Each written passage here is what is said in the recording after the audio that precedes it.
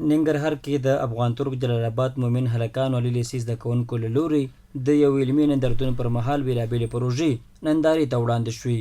د افغان ترک جلال آباد مومن هلکانو لیسې مدیر شمسور نهضت وایي په دغه نندارتون کې د زده کوونکو له لوري 15 علمي پروژې نندارې ته وړاندې شوې. په دغه نندارتون کې د زده کوونکو په لاس جوړې شوې 15 پروژې نندارې ته وړاندې شوې دي. دغه پروژې د سټیم ایجوکیشن پر مټ باندې جوړې شوې دي چې د دې یوازینۍ موخه د 21مې پیړۍ د مشکلاتو حل دی.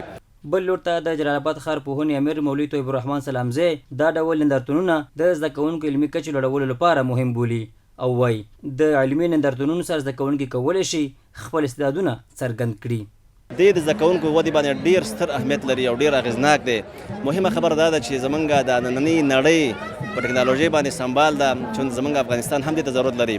زمونږ د امارت اسلامي د ټولو مشرانو هیله او ارزو هم دا ده چې موږ راتلونکي افغانستان په یو ستر ټکنالوژي باندې سمبال ولرو او ترڅنګ نوي زده کوونکي چې زمونږ په مکاتبو کې دي د ټکنالوژي سره اشنا وي او تر څو آینده کې د ټکنالوژي په وجه باندې د ملک دفاع وکړي.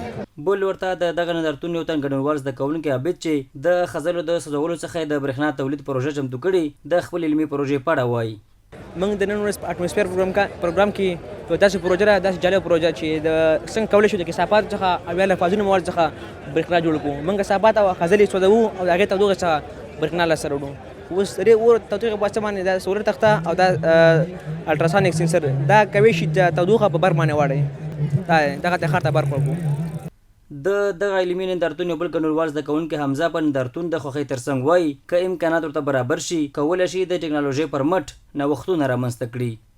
زموږ د پروژې نوم د سمارټ فایر پروبیشن سیستم. هوښیار د اور مخنیوي سیستم دی. هوښیار د اور مخنیوي داسې سیستم دی چې موږ ته د مخکې یو الارم لګوي چې دلته اور به لګي یا اور راځي او موږ غواړو چې د دې د نور ښې پروژې مخکې پر وړاندې ویسو. د یادونې وړ ده چې تر دې وړاندې هم ننګرهار کې د دولتي او خصوصي ښوونځیو له لوري ورته علمي نندارتونونه جوړ شوي چې پکې د زده کوونکو له لوري بېلابېلې علمي پروژې نندارې ته وړاندې شوي دي.